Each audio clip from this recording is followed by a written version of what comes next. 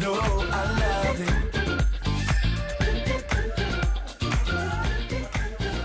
I don't like it. Bonjour Sarah. Bonjour.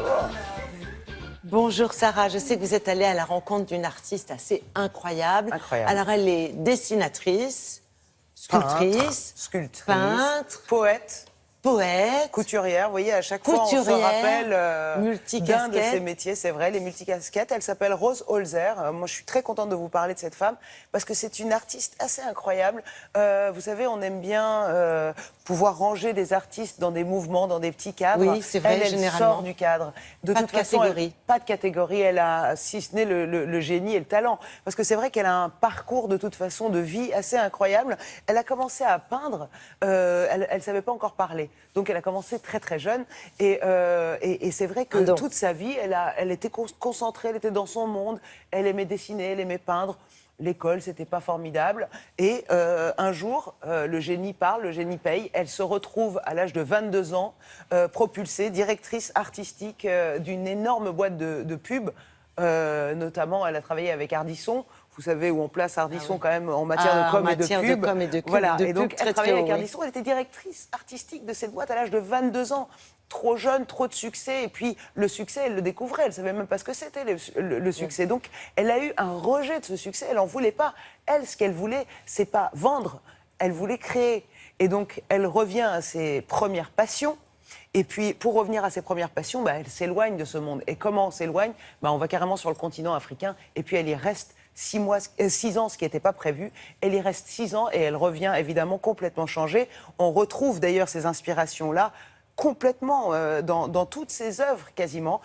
Donc elle travaille toutes les matières, elle travaille avec des gris-gris, des bouts de corde, des ficelles. Voilà. Et en fait, son travail, c'est la compilation de tout ce qui fait ce qu'elle est aujourd'hui. Ça veut dire une enfance plutôt difficile passée chez les sœurs, des souvenirs incroyables ramenés du continent africain, et puis aussi de ses lectures et de ses poèmes qu'elle fait. Le temps n'a pas de prise sur ses œuvres, elle ne compte pas quand elle travaille, elle peut mettre 4 heures à travailler sur l'œuvre, sur chaque œuvre. Je vous propose d'aller à Plouermel, là où elle est installée, en Bretagne, la rencontrer dans son atelier. Regardez.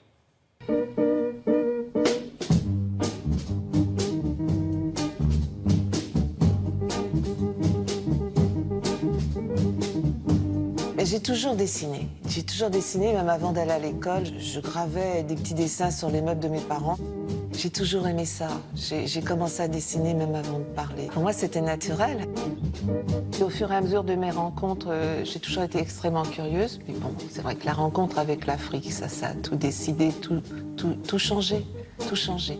Je suis restée environ 6 ans et tout m'a inspirée, tout m'a intéressée. Et là-bas, j'ai tout osé. Et depuis, je continue.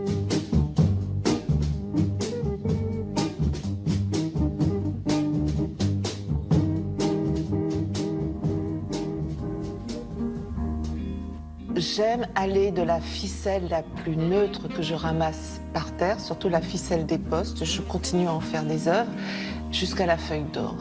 J'aime la peinture à l'huile pour son odeur et je suis curieuse, Je veux toucher à tout. Les chandails, la matière est importante déjà parce qu'elle est en relief.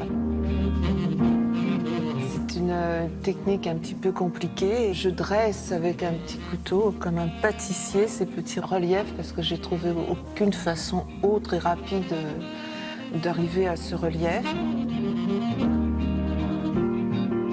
Enfant, je faisais des tresses. Et beaucoup plus tard, je vais en Afrique et je vois des tresses. Et j'ai prolongé ça, je suis un peu retombée en enfance. Alors après, j'accroche beaucoup de choses, comme des gris-gris. Je raconte des histoires.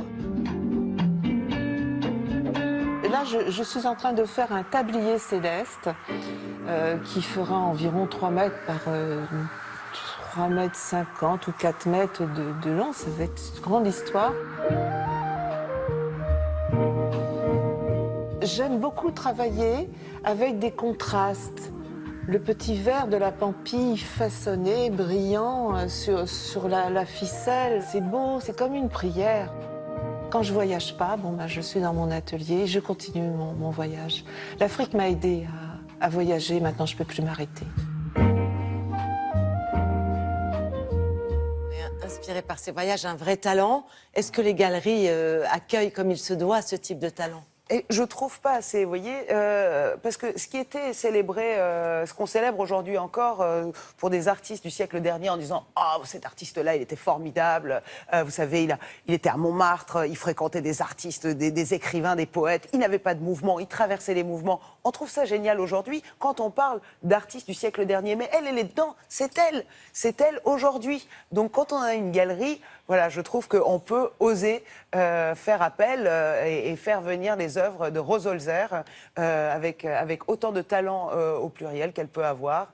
C'est une femme formidable et je saluerai aussi son époux qui est vraiment son bras droit. L'époux a un deuxième job, c'est d'être l'assistant de sa femme, voilà, et il fait un travail formidable, il lui trouve ses petits gris-gris, ses petites ficelles, etc. Un couple merveilleux, mais Rose Holzer, retenez le nom. Merci beaucoup, Sarah. Le message est passé. On continue.